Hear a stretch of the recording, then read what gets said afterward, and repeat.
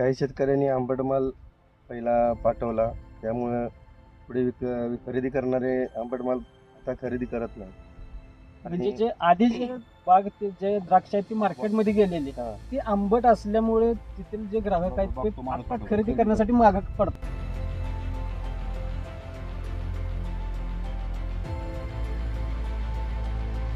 दीडशे ते 160 दरी हवा आहे.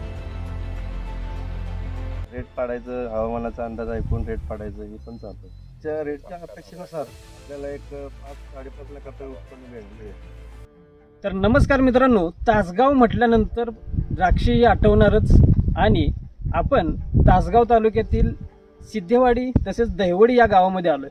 आणि या ठिकाणी जे आपल्याला द्राक्ष आहेत, द्राक्षाची शेती आहे, त्या द्राक्षाच्या जी बाग आहे ती बाग आहे दादासू पवार यांची. आणि याच बागेमध्ये आज आपण आलेलो आहोत. आणि या व्लॉगमध्ये हा जो व्लॉग आहे तो असणार आहे इन्फॉर्मेटिव्ह व्लॉग, की त्यांच्याकडून आपण माहिती घ्यायची आहे की नक्की त्यांचे हे द्राक्ष शेती करत असताना त्यांना काय अनुभव आले. तसेच त्यांना आपण काही प्रश्न देखील विचारूयात की जेणेकरून आपले जे प्रेक्षक आहेत, आपल्या भागातील जे द्राक्ष बागायतदार आहेत, त्यांना यांच्यामधून काहीतरी शिकण्यासारखं मिळेल आणि त्यांना देखील काहीतरी माहितींचा उलगडा होईल. तर आपण या द्राक्षाच्या जी बाग आहे त्यामध्ये आपण जातोय. आणि या ठिकाणी आहेत दादासू पवार साहेब. तर आपण यांच्याकडून जे माहिती घेणार आहे ते आपण कॅज्युअली वैयक्तिकरित्या घेतोय की जेणेकरून सर्वांना याचा फायदा होईल. तर नमस्कार, प्रथम पहिल्यांदा तुमचं नाव आणि गाव कोणतं आहे हे सांगा. नमस्कार, मी दादासू पवार, सिद्धेवाडी. आणि आता ही जी आपण बाग पाहतोय ही नक्की कोणती व्हरायटी आहे? S S. आणि याची लागवड कधी होती?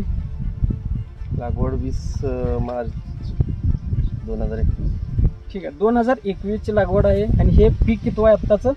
तिसरं पीक आहे. हे तिसरं पीक आहे. आता तुम्ही पाहू शकताय की मागील 2 वर्षांपेक्षा यावर्षी काय आपल्या द्राक्षामध्ये काय बदल झाला आहे का? द्राक्षामध्ये थोडाफार बदल आहे की मागच्या 2 वर्षांपेक्षा ही आत्ताची जी द्राक्ष क्वालिटी जी आहे त्यामध्ये चांगली प्रकारे दिसते, चांगल्या प्रकारे बदल झाला. तर यासाठी ही अजून आपण बाग द्यायची आहे, अजून विक्री होणार आहे. आणि हा एकूण कितवा दिवस आहे आत्ताचा? आपला 130 दिवस झाले. ठीक आहे. आणि 130 झाले. नक्की आपल्या या द्राक्षाला नक्की दर, तुमचा अपेक्षित दर किती असणार आहे या बागेसाठी? 150 ते 160 दरी हवा आहे. आपण आता या भागामध्ये पाहतोय की जे द्राक्ष बाग आहेत किंवा द्राक्षाचे जे दर आहेत ते नक्की पडलेले आपल्याला पाहायला मिळतात. की मागच्या काही दिवसांमध्ये आपण ऐकतो होतो सोशल मीडियाच्या माध्यमातून तसेच वृत्तपत्रांमधून की नक्की हे दर पडण्याच्या मागं काय कारण तुम्हाला वैयक्तिकरित्या वाटतंय? त्याच्यामागे हवामानाचं कारण आहेच आहे. त्याच्यामध्ये काही शेतकऱ्यांनी आंबट माल पहिला पाठवला, त्यामुळे पुढे खरेदी करणारे आंबट माल आता खरेदी करत नाही. म्हणजे जे आधी जे बाग जे द्राक्ष आहेत ती मार्केटमध्ये गेलेली ती आंबट असल्यामुळे तिथील जे ग्राहक आहेत ते आता खरेदी करण्यासाठी मागं पडतायत असं म्हणायचं. आणि त्यामुळे जे नंतरचे ज्या द्राक्ष बाग आहेत त्यांचे जे दर आहेत ते कमी येतात असं म्हणायचं आहे तुम्हाला. याच्या व्यतिरिक्त काही दुसरं काही कारण नाही? त्याच्यामध्ये दलालांचं सुद्धा थोडाफार रेट पाडायचं, हवामानाचा अंदाज ऐकून रेट पाडायचं हे पण चालतं.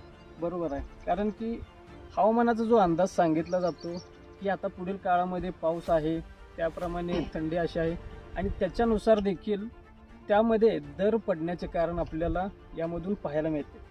तर द्राक्ष शेती आता काही भागांमध्ये आपण पाहतोय की जे द्राक्षाच्या ज्या बागा आहेत त्या बागा काढून टाकतायत. तर याच्या मागे काय कारण असू शकतात असं वाटतं तुम्हाला?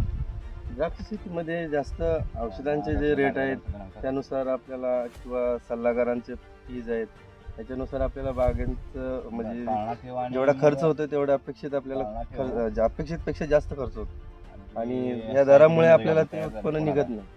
त्यामुळे द्राक्ष शेतकरी आता बागा तोडायचं काळ चालू आहे. ठीक आहे. कारण की ज्या द्राक्ष शेती पिकवण्यासाठी जेवढा खर्च आहे त्याच्या तुलनेमध्ये त्याच्यासाठी जो खर्च येतो त्यांच्या मजुरीचा असेल, औषधांचा असेल, त्याचप्रमाणे जे सल्लागार असतील, वाहतूक आहे, मजुरी आहे, सर्वांचा खर्च जास्त होतो. त्यामुळे शेतकरी हवालदिन होऊन द्राक्ष बागा काढून टाकतात आणि इतर शेतींकडे वळतात. आता हे जे तुमचे SS व्हरायटी आहे, या SS व्हरायटीमध्ये प्रामुख्याने तुम्ही जो द्राक्ष शेती सल्लागार असतो किंवा त्याला आपण कन्सल्टंट म्हणतो, त्याचा काही सहारा किंवा त्यांची काही मदत घेतली होती का? मी याच्या आधी 2 वर्ष घेतली होती. या वर्षी सल्लागाराची मदत नाही, आपल्या पण सल्ल्याने याच्यावरून केली. म्हणजेच पहिल्या वर्षी जर असतील तुमची बाग तर तुम्ही सल्लागाराची मदत घेऊ शकताय आणि त्यांच्यानंतर त्यामधून शिकून जे पुढे जे द्राक्ष बागायतदार आहेत त्यांनी पुढे करावं असं म्हणणं आहे. त्यानंतर ही जी द्राक्ष शेती आहे की आपण म्हणतो ही तोट्याची शेती आपल्याला आता जाणवताना पाहायला मिळते, तर ही फायद्याची होण्यासाठी शेतकऱ्यांनी काय करायला पाहिजे? शेतकऱ्यांनी याच्यात जास्त करून आपलं रसायन खतावरती हे करून आणि औषधाचा खर्च कमी कसा होईल किंवा क्षेत्र कमी करून जे 10 एकर असे जमीन क्षेत्र लावण्यापेक्षा 1-2 एकर तेवढं क्षेत्र करून तेवढंच व्यवस्थित केलं तर द्राक्ष शेती चांगली परवडण्यासाठी म्हणजे अनुभवातून शेती केली पाहिजे. तर बघूया आता आपण की नक्की द्राक्षमध्ये अशा बागेमध्ये माल कसा आहे आणि त्याच्याबरोबर त्यांना आपण प्रश्न देखील विचारत आहेत. तर ही जी द्राक्ष शेती आहे ही करत असताना नक्की शेतकऱ्यांना कोणकोणत्या अडचणी वगैरे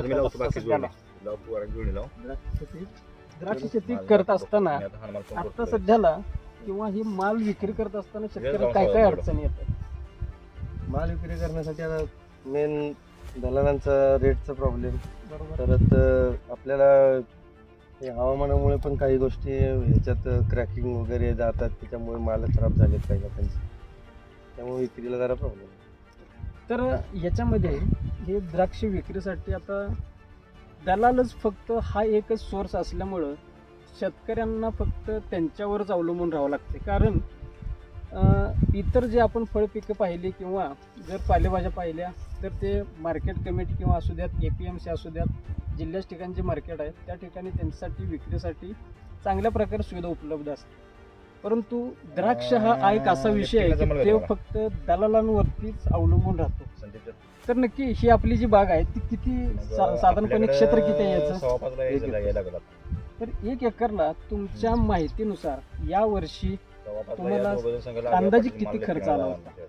1 एकरला कमीत कमी मला कामगार वगैरे आणि औषधाचा खर्च पकडून मला 2.5 ते 2.5 लाख खर्च आला. आणि याच्यातून तुम्हाला उत्पन्न किती मिळत असं वाटतं तुम्हाला? आमच्या रेटच्या अपेक्षेनुसार आपल्याला एक 5-5.5 लाख रुपये उत्पन्न मिळेल अशी अपेक्षा आहे, पण रेट भेटला तर साधारणपणे तुमच्या माहितीनुसार किंवा तुमच्या अपेक्षेनुसार नक्की याचा रेट किती मिळाला पाहिजे की तरच तुम्हाला हे परवडेल? मला याचा रेट 150 ते 160 मिनिमम एकदम कमीत कमी भेटला तर आपलं ते उत्पन्न निघेल आणि त्याच्यातून आपल्याला पुढच्या वर्षीसाठी याला खर्च करण्यासाठी किंवा पुढच्या वर्षी ह्या वर्षी जर 150 ते 60 आला तर पुढच्या वर्षी खर्च करण्यासाठी धाडस करू शकतील. तर अशा प्रकारे आपण पाहू शकतोय की जो SS प्लॉट आहे की याच्यामध्ये चांगल्या प्रकारे आपल्याला जे क्वालिटी आहे ती तयार होताना पाहायला मिळते. तर हे होते सिद्धेवाडी गावचे तरुण शेतकरी दादासू पवार साहेब. आता यांच्यामधून आपण नक्कीच काहीतरी माहिती घेतली असेल अशी आशा आहे. त्याचप्रमाणे तुम्हाला शेवटी जाताना पूर्ण या द्राक्ष शेतीचे बागायतदार असतील त्यांना नक्की काय सल्ला देऊ इच्छिता की नक्की पुढील जे वाटचाली आहेत किंवा शेतकऱ्यांना अडचणी येत आहेत आत्ताच्या काळामध्ये, या सर्वांचा विचार करून तुम्ही काय सल्ला देऊ शकताय की तरुण जे शेतकरी आहेत द्राक्ष बागायतदार ते होऊ घातलेले असतील किंवा असतील त्यांच्यासाठी? द्राक्ष शेतीसाठी आपल्याला मिनिमम खर्च कमी करून आणि कमी खर्चात द्राक्ष शेती आणावी तरच फायद्याची आहे. याच्यामध्ये जास्त औषधांचा किंवा रसायन खतांचा वापर न करता आपले जे शेणखत आहे किंवा सेंद्रिय खत आहे याच्यावरती जोर देऊन आपण जास्त पिकाची केलं पाहिजे तरच त्याचा आपल्याला फायदा आहे. तर मित्रांनो, तुम्हाला नक्कीच या इन्फॉर्मेटिव्ह ब्लॉगमधून माहिती समजली असेल किंवा द्राक्ष शेतीच्या संबंधित काही ज्या गोष्टी आहेत तसेच काही अडचणी आहेत या तुम्हाला नक्की अंदाज आला असेल अशी आशा आहे. आणि आता भेटूया नक्कीच पुढील व्हिडिओमध्ये नवीन माहितीसह नवीन विषयासह. आता मी तुमची रजा घेतो. धन्यवाद.